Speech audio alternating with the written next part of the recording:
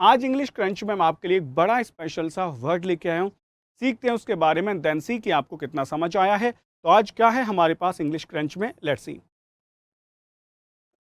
तो आज हमारे दो वर्ड्स हैं, देख पा रहे होगे आप, बड़े क्लोज से वर्ड्स हैं। एक है AFFLUENT एफ्लुएंट और दूसरा है EFFLUENT एफ्लुएंट। ठीक है, ये बड़ा ए बोला जाएगा एफ्लुएंट, ये एफ्लुएंट बोला जाएगा। ठीक है, दोनों में बस इतना छोटा सा डिफरेंस है। तो अगर आप देखें तो बस अगर पूरी स्पेलिंग में चेक करूं तो यहाँ ए आता है और यहाँ ई आता है।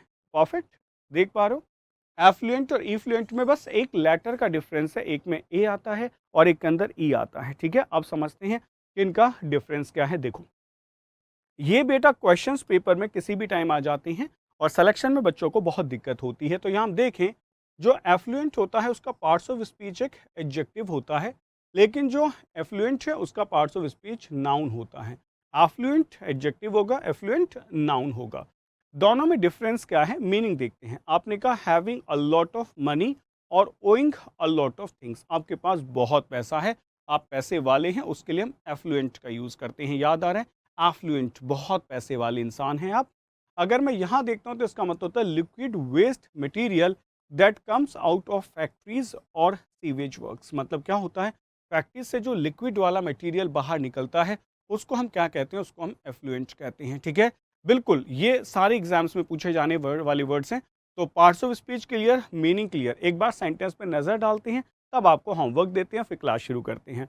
तो सेंटेंस पे नज़र डालते हैं। हमारा सेंटेंस है, one of my friends lives in an affluent neighbourhood.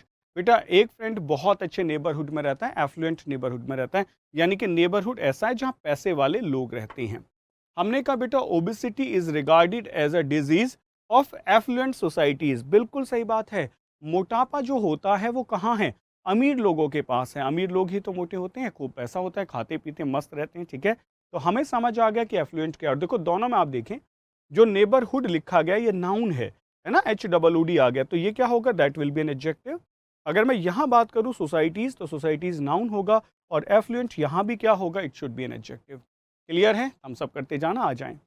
हमने कहा the effluent from the factory was dumped into the river. क्या हुआ बेटा, जो एफ्लुएंट है, आर्टिकल दा के बाद नाउन आता है, the effluent from the factory was dumped into the river. इसका मतलब क्या है, ये क्या है बेटा, प्रवाह, जो वेस्ट निकला है लिक्विड वाला, वो सब डंप कर दिया जाता है रिवर के अंदर। तो हमने कहा all industrial chemical plants produce waste effluents. मतलब सबके सब क्या करते हैं, वेस्ट एफ्लुएंट्स को प्रोड्यूस करते हैं, यानी कि ऐसी चीज़ें प्रोड्यूस करते हैं जो किसी काम की नहीं है, लिक्विड होता है जिसे कहीं नदी में डंप कर दिया जाता है। एक बार सब लोग थम्स अप कर दो कि हाँ सर, वर्ड समझ आ गया। मैं आपको होमवर्क दे देता हूँ और हम देखेंगे कि जो होमवर्क होगा उसका आंसर आप कहाँ करेंगे, कमेंट सेक्शन में। तो ये है आज का आपका होमवर्क। दो क्वेश्चन आपको दिए जाते हैं, answer in the comment box, don't answer है। कोई भी यहाँ आंसर नहीं देगा, कमेंट बॉक्स में आंसर करना है। The living style of the has not changed much over the centuries, और the rich wanted fewer poor people so that the can keep more for themselves। अब देखते हैं कितने बच्चे इसका आंसर देते हैं, कमेंट सेक्शन में आंसर करना है। Let's see. एफ्लुएंट एडजेक्टिव है और एफ्लुएंट नाउन होगा, बहुत बढ़िया। Keep imbibing. We believe in you.